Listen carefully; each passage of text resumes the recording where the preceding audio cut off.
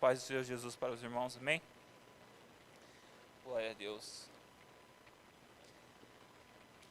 Saúdo com a paz do Senhor a todos que estão em casa, também nos assistindo nesta noite. Louvado seja o nome do Senhor Jesus. Eu gostaria de meditar com os irmãos nesta noite um texto que se encontra no livro de Tiago, capítulo 2, Tiago capítulo 2, versículo 14, amém? Até mesmo dando continuidade no que veio citado pelo pastor Macário, pela nossa irmã obreira Denise, né? Tanto o conceito do conhecimento através das Escrituras Sagradas, como também as obras. O texto diz assim, irmãos, Tiago, capítulo 2, o versículo 14. Vou tirar a máscara aqui, só um momento. Aleluia. Diz assim: a fé sem obras para nada aproveita. Meus irmãos, que aproveita se alguém disser que tem fé e não tiver as obras? Porventura a fé pode salvá-lo? E seu irmão ou a irmã estiverem nus e estiverem em falta de mantimento cotidiano, e algum de vós lhe disser: ide em paz, aquietai-vos e fartai-vos, e lhes não derdes as coisas necessárias para o corpo, que proveito virá daí? Assim também a fé, se não tiver obras, é morta em si mesma. Mas dirá alguém: tu tens fé, eu tenho obras. Mostra-me a tua fé sem as tuas obras, e eu te mostrarei a minha fé pelas minhas obras. Tu crês que há um Deus, que há um só Deus? Fazes bem também. Os demônios o creem e estremecem. Mas o homem vão, queres tu saber que és fé sem as obras é morta. Mas, ó homem vão, queres tu saber que a fé sem obras é morta? Porventura Abraão, nosso pai, não foi justificado pelas obras quando ofereceu sobre o altar o seu filho Isaque? Bem vês que a fé cooperou com as suas obras, e que pelas obras a fé foi aperfeiçoada. E cumpriu-se as Escrituras, que diz: e creu Abraão em Deus, e foi-lhe isso imputado como justiça, e foi chamado o amigo de Deus. E foi chamado o amigo de Deus. Vedes, então, que o homem é justificado pelas obras, e não somente pela fé. E de igual modo, Raabe, a meretriz, não foi também justificada pelas obras, quando recolheu os emissários e os despediu por outro caminho? Porque assim como o corpo sem o espírito está morto, assim também a fé sem obras é morta. Amém? Talvez eu não vou falar sobre fé e nem sobre obras, mas a quem Tiago estava falando neste texto? Ele estava falando para judeus, praticantes da palavra do Senhor Jesus. E eles falavam que tinham muita fé, mas eles não tinham obras de misericórdia. E isso me faz refletir uma coisa: E o próprio Jesus também levou, o próprio Tiago levou eles a uma reflexão, falando para eles de textos bíblicos do Antigo Testamento. Deu como exemplo Abraão, o pai da fé. O que Tiago estava querendo fazer com eles aqui?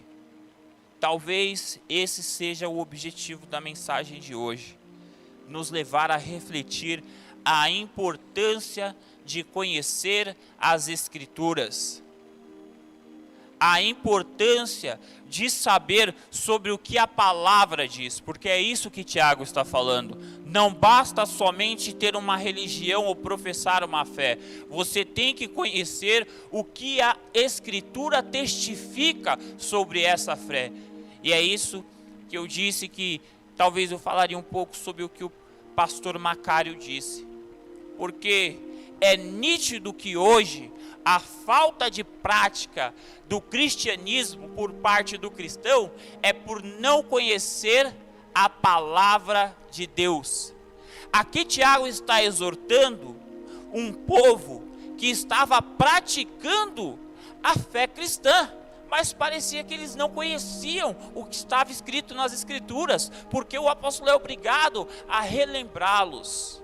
Tiago entende que se faz necessário relembrá-los sobre o que está escrito. E ele cita de uma maneira que parece até que ele está confrontando o apóstolo Paulo, que diz que o homem não é salvo pelas obras. Não é isso que ele quer dizer, que Paulo está errado. Ele está querendo dizer que o salvo, ele pratica as obras, porque ele foi salvo. Se você é uma pessoa que conheceu as Escrituras e sabe que você é um salvo, você pratica essas obras. Mas para que você saiba o que você tem que praticar, você tem que ler aquilo que é o manual de vida cristã, as Escrituras Sagradas. Como tem sido triste ver a igreja nos dias atuais.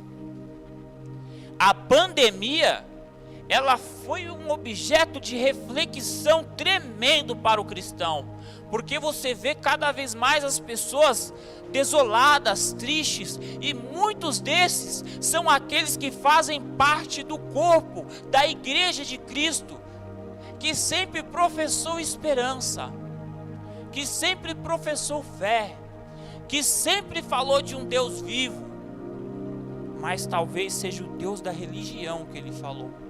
Ele nunca conheceu o verdadeiro Deus de quem as Escrituras testificam, que é o que Tiago exorta aqui. Você sabe por quê? Quando Paulo é levado ao cárcere e ele ali passa por suas dificuldades, Paulo mesmo assim permanece sendo a igreja. Ali ele não está num ambiente onde tinha liberdade de comunhão com os irmãos, ou estava. Quando Pedro foi preso, a igreja orava por ele, mas Pedro estava lá sozinho. E quantos de nós, os que estão no meio de nós, não se abalaram na fé por um momento de distanciamento? Quantos de nós não esqueceram o Deus da Bíblia e ficaram com o Deus da religião, o Deus do templo? É como se o cristianismo ele se resumisse ao templo. É como se o cristianismo ele se resumisse a somente estarmos aqui. E não estou eu aqui pregando, dizendo que não é bom. Não, pelo contrário, é bom que nós estejamos todos aqui reunidos. Como eu conversava com os pastores, meu Deus, eu estou com uma vontade danada de aglomerar, gente. Né? Até meio que hoje em dia é até pecado pensar num trem desse, porque aglomerar dá morte, né?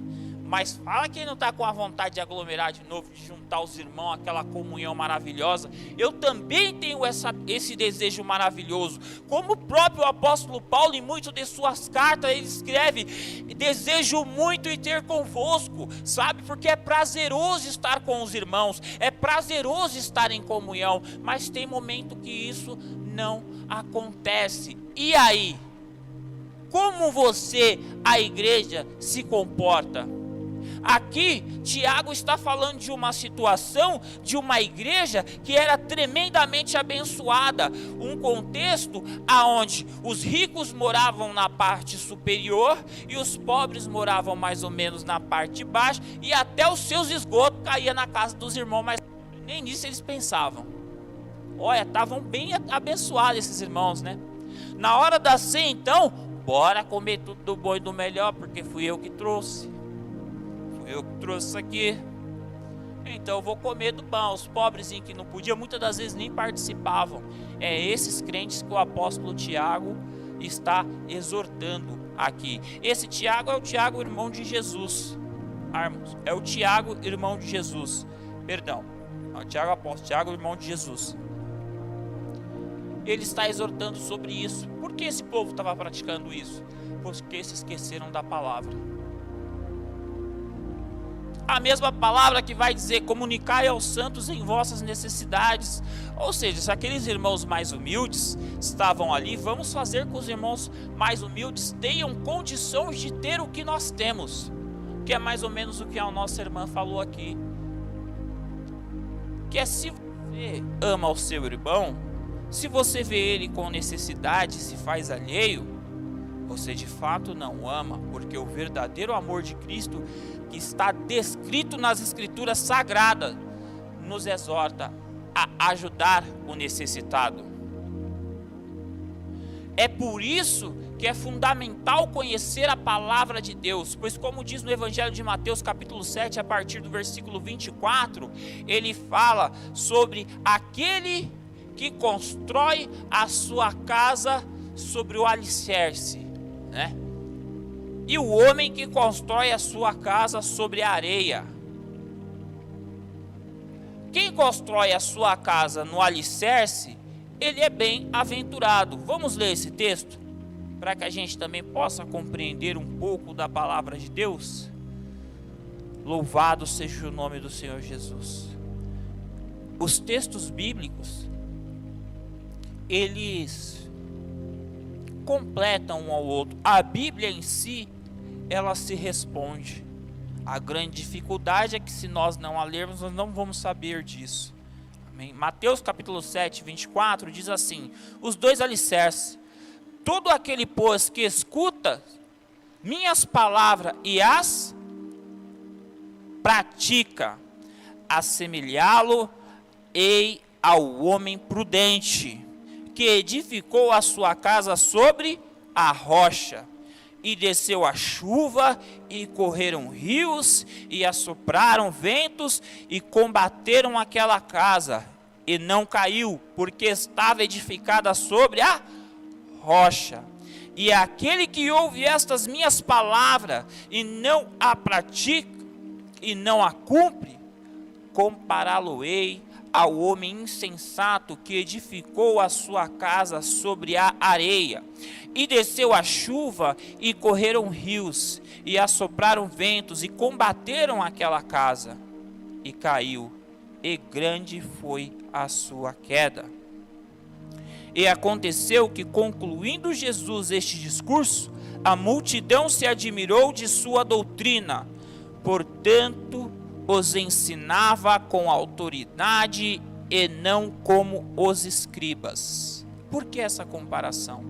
Porque os escribas, eles conheciam as escrituras, mas não as praticavam. É mais um texto que há um paralelo cristão entre conhecer e praticar. Mas para você praticar, você tem que conhecer. E aqui Jesus está exortando, porque havia uma discussão entre o que era mais importante: falar sobre a lei ou praticá-la. Jesus vem e diz: não, o mais importante é falar e praticar. Não adianta ter uma fala se não tem uma prática, mas para haver uma prática também tem que ter um conhecimento. Então as duas coisas andam juntos. Elas andam juntos. Um cristão que professa uma fé que ele não conhece, olha que loucura que é. Cristo é o que da igreja? Quem falou? Oh, aleluia. Cristo é a cabeça da igreja. Se você não conhece a Cristo, você não conhece a cabeça, então você faz parte de um corpo acéfalo, ou seja, um corpo que não tem cabeça. Você nem sabe para onde vai, nem sabe como pensa, nem sabe por que existe e para que existe. E esse é o problema da igreja. Hoje a igreja, ela está quase como diziam os profetas, uma grande meretriz.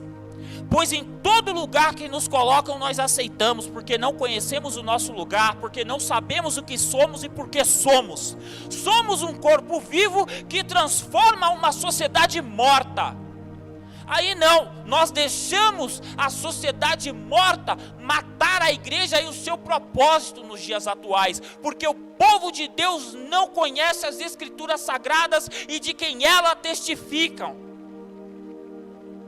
Como o nosso pastor Macário falou de uma forma excelente, muitas das vezes nós vemos, eu conversava até com os nossos pastores, os nossos governantes usam até mesmo do corpo da igreja para se promoverem, mas em momento algum eles querem o bem da igreja, eles querem manutenção de poder. A igreja não é lugar para se fazer política, mas a igreja ela também fala de política porque ela vive as consequências dela.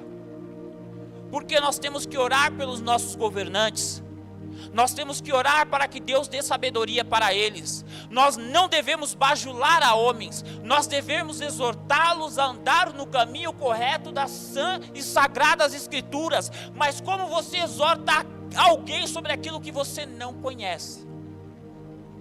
Se ele te questionar e falar que aquilo está certo, tu aceita, que é o que muitos pastores, que na realidade são lobos, que conduzem a igreja. Lobos que conduzem um rebanho que parece estar acéfalo, porque não conhece o seu cabeça, que é Cristo.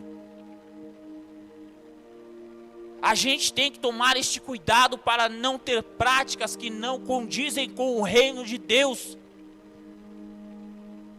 Falsas doutrinas trazidas como verdades, trajadas como verdades, e nós falando amém para coisas que não são provenientes do reino.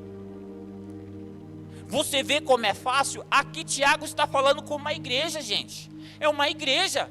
Ele está falando, mostra tuas obras que eu te mostro a minha fé, porque a minha fé produz obras. A minha fé produz obras, porque ele sabe que para que haja uma transformação, meu amigo, se você quer mudar uma situação de necessidade de alguém, de primeiro momento você tem que sanar a fome daquela pessoa, não é, pastor? Vamos entender, vamos compreender. A gente vai ensinar que a pessoa não necessita somente daquela ajuda da alimentação, que é o foco do projeto Semear. Não é somente te dar uma cesta básica, mas é transformar a sua vida através do conhecimento do Deus que nos dá as condições nesse momento de te ajudar, para que você amanhã possa ajudar alguém. A igreja não fomenta assistencialismo. A igreja, ela dá a assistência para que o necessitado não precise mais. Ela não deixa com que a pessoa permaneça naquela mesma situação, somente para dizer, não, nós somos uma igreja boa, nós ajudamos sempre aquele irmão. Não, nós promovemos transformação e não assistencialismo, mas só sabe isso quem lê as escrituras sagradas. Aí quando vem um discurso assistencialista, a igreja abraça. Quando vem um discurso que não é assistencialista, a igreja também não abraça, porque ela não sabe qual é a sua visão. A visão da igreja nunca está pautada em princípios humanos. Ela está pautada na palavra do Deus vivo, que é Jesus, o Logos que caminhou conosco. Quando o apóstolo João escreve na sua carta, o verbo era Deus e o verbo estava com Deus, ele escreveu para um povo que estava ali, e tinha tanto povo judeu como tinha grego, segundo a filosofia romana, aonde ele quis introduzir, por isso que ele usa o termo logos. Eles entendiam que era o verbo, a palavra pelo qual tudo acontece. Ou seja, Jesus, ele estava falando, o verbo que é Jesus, é ele por meio do qual todas as coisas subsistem. Se eu não me engano, está escrito em Colossenses capítulo 1, Colossenses 1. Eita, a memória vai ser difícil agora, hein? Pegou, hein? Né? Colossenses 1,17. No finalzinho do 1,17. Ou seja, subsiste, existe, constrói. É por Cristo, é por meio de Cristo que somos o que somos. Nós temos que ter esta consciência. O apóstolo João, quando ele faz aquela alusão de quem era o verbo, ele estava querendo dizer: ei, prestem atenção, tudo que existe é por meio de Cristo. Se você quer conhecer a Cristo, conheça as Escrituras que dele testificam. Não foi o que o próprio Jesus falou? É de mim que as Escrituras testificam. É muito fácil nós começarmos a se desviar da palavra de Deus, mesmo estando dentro da igreja. Basta não ler as Escrituras. A religião sem as Escrituras de fato é religião. E Cristo não é uma religião. A nossa fé é viva, ela não é morta. Ela não, como eu disse, ela não pratica preceitos humanos, ela pratica preceitos divinos. O que falta hoje talvez seja o mesmo que Jesus exortou os escribas. Talvez seja mesmo que Tiago exortou em sua carta. É que aqueles que falam das Escrituras as conheçam. Ele a conheça, que ele se aprofunde nas Escrituras sagradas. Lendo a gente apanha, né? É bom. Só penso que quem prega não apanha, né, pastor? Não, quando eu comecei a ler, aí eu tava com uns probleminhas, né? Aí no louvor, né? As irmãs louvando. Eu gosto muito de ouvir o louvor. Eu sempre vou falar, irmãos. Era o dom que eu pedi a Deus, mas Deus sabe que eu sou meio... De repente eu posso ser meio exibido, né? Imagina se eu louvasse, aleluia. Eu acho que é um dom maravilhoso. Aí Deus falou, não, você pode ficar muito amostrado. Não vou te dar esse dom, não. Mas é um dom maravilhoso, fala muito ao meu coração. Eu falo sempre à minha esposa isso. E a irmã louvando ali, eu comecei a ver, eu falei, Senhor, agora que eu estou olhando aqui, rapaz, eu vou pregar algo que talvez por esses dias eu mesmo fiquei meio que titubeando. E aí eu fiquei olhando o que a letra estava falando, porque o louvor era muito cristocêntrico, ele estava muito pautado nas Escrituras. Eu falei, Jesus é tudo para mim, né? Aleluia. Aí eu comecei a pensar, se ele é o meu tudo, eu não preciso de mais nada. Então por que eu estava tão preocupado com esse mais nada, né? Aí eu falei, Senhor, mas eu vou ter que subir ali e pregar um pouquinho sobre isso. Para você ver que a importância é até para nós. Quando eu estava fazendo o sermão, eu comecei a olhar, eu falei, deu ruim. Porque eu já sabia que ali Deus estava falando comigo. Mas Deus só vai falar comigo se eu ler as suas Escrituras. Eu sei que Deus fala por meio dos pastores na pregação. Eu sei que Deus fala por meio dos louvores. Mas a palavra de Deus, ela é o caminho para que o crente o conheça. É aqui que você vai aprender por que da necessidade de você orar. É aqui que você vai aprender o que você deve fazer ou não. A igreja é o local cujo qual nós nos reunimos para glorificar ao Senhor nosso Deus e testificar das suas maravilhas. A igreja templo não é a razão da nossa fé. A razão da nossa fé é Cristo. Em unidade nós somos solidificados a Cristo e nos fortalecemos uns aos outros para que podemos nos aproximar ao trono da glória. Mas porém a razão da nossa fé é Cristo. Se todavia nós formos perseguidos e dispersados, perderemos a nossa fé porque não temos um templo? Não. Teremos que dar um jeito, irmão. A história dos cristãos que adoraram nas catacumbas, né? Eu espero não chegar a esse nível. Deus que me livre. Eu tenho medo danado de cova. Só tem escorpião embaixo da terra, porque é lugar úmido, lugar de escorpião, pronto, já deu ruim. Ou Deus aumenta um pouquinho mais a minha fé, ou ele me leva, né? Então, eu prefiro não chegar a esse nível. eu prefiro glorificar a Deus pelo momento que nós estamos passando, porque foi um momento de aprendizado. Nós não devemos somente pensar, a pandemia foi um algo ruim no que tange as vidas que nós perdemos. A necessidade que ficou cada vez mais salientada pela diferença social que existe no nosso país. A desigualdade social, ela ficou escancarada, porque quem não podia mesmo já não pode mais de vez. Quem já não comia um bife, agora que não come mesmo. Que tinha só aquele bifinho do domingo, nem domingo. Agora o bife é ovo mesmo. Joga o moinho para deixar no modo meio marrom, disfarce e finge que é um contrafilé, irmão. Porque não vai ter. Ela só veio para escancarar essas coisas, verdades que talvez ainda não estávamos inseridos, mas ela veio para isso, e isso nos entristece quando você vê uma pessoa se partir, quando você vê um irmão, um parente, um cônjuge ir embora, um filho. Mas por sua vez ela fez nos refletir sobre como a igreja se posiciona nos momentos de diversidade. Nós ouvimos durante anos falar da perseguição, nós falamos do Holocausto judeu durante muitos anos. Nós falamos sobre a perseguição da coroa espanhola sobre a igreja protestante. Nós falamos da perseguição do início do evangelho no Brasil. Falamos até mesmo sobre o Pacto de Guanabara, que mais para frente a gente pode dizer sobre isso, como que foi feito. Contamos muitas histórias, mas hoje nós vivemos e nós lá na frente seremos a história. Como que será retratado o nosso posicionamento mediante a dificuldade? Nós seremos aquela igreja que realmente perseverou ou que somente reclamou? Nós seremos a igreja que impulsionou a fé no momento da dificuldade, ou seremos a igreja que ficou brigando para que o templo ficasse aberto e só se ateve a esse tema e esqueceu de pregar sobre esperança?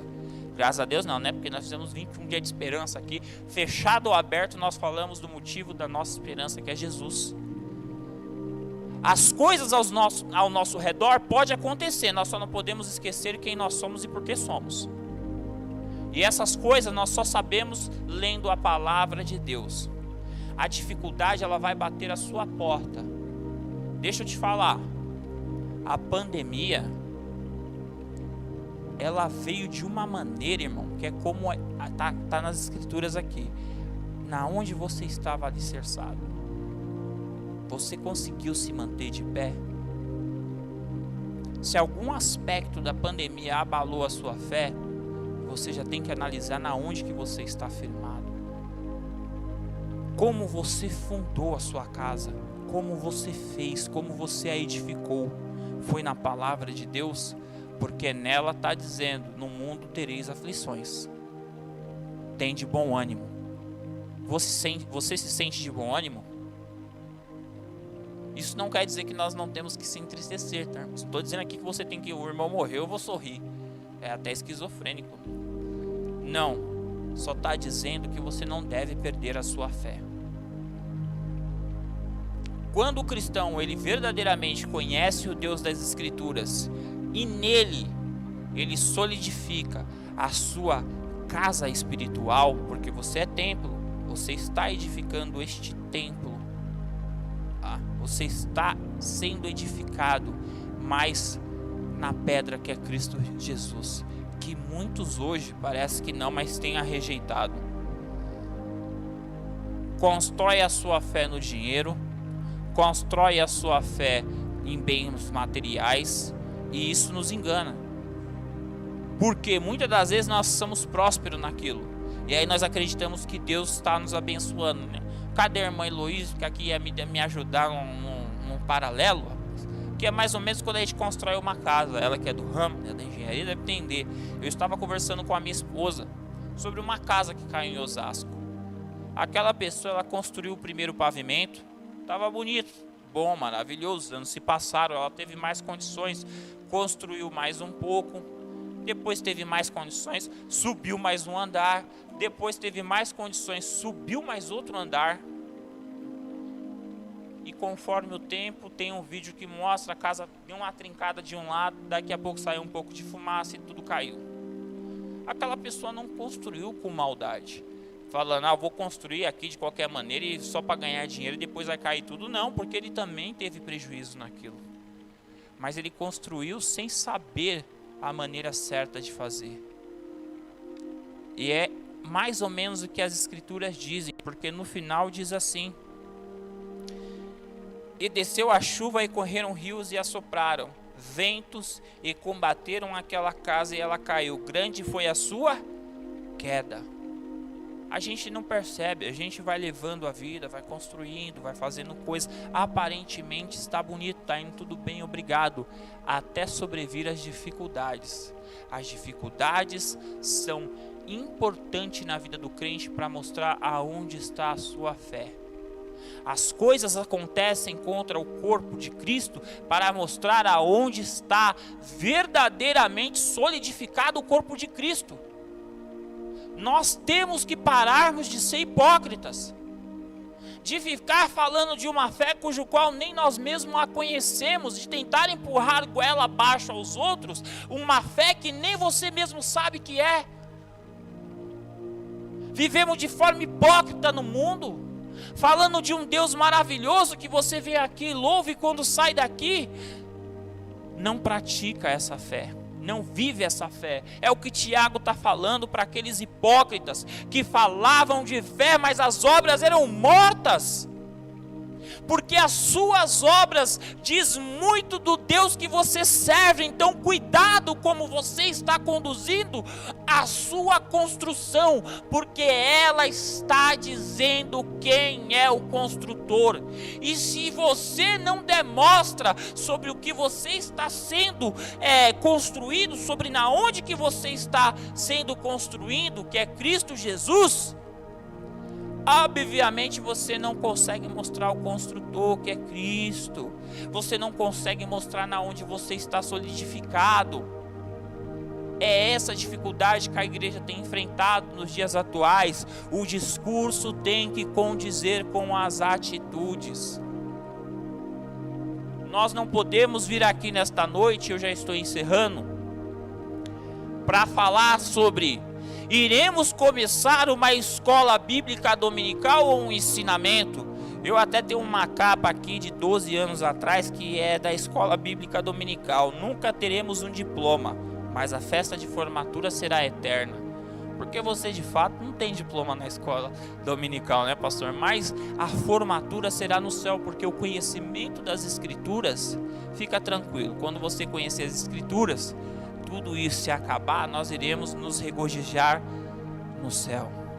Lá será a minha e a sua formatura. Conheça o Deus que você professa.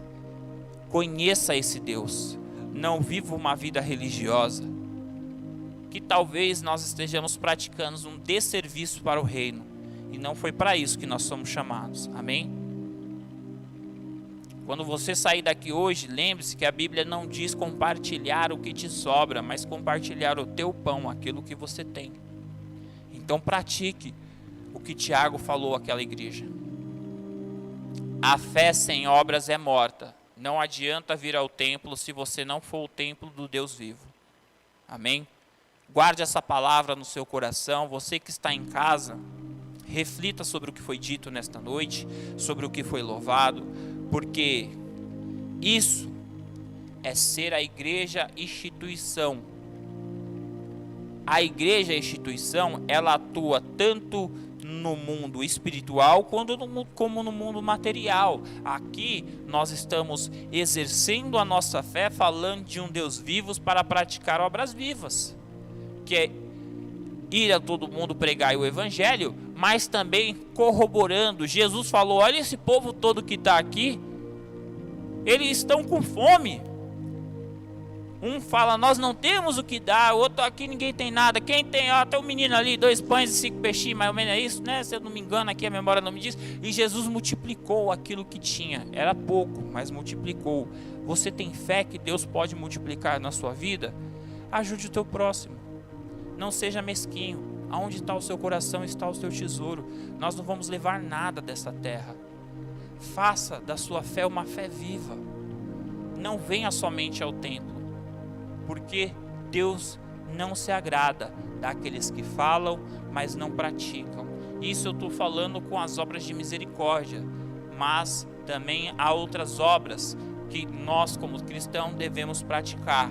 Mas para essas obras, fique tranquilo que teremos tempo de aprender na escola dominical ou na escola bíblica, né, pastor?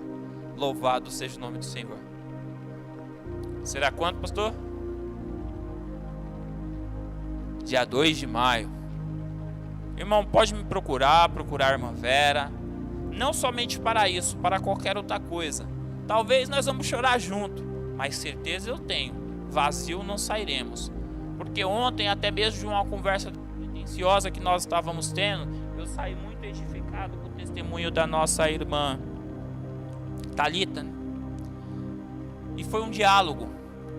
Quando há cristão convertido, note que eu estou te falando, quando há cristão verdadeiro conversando, sai palavras vivas.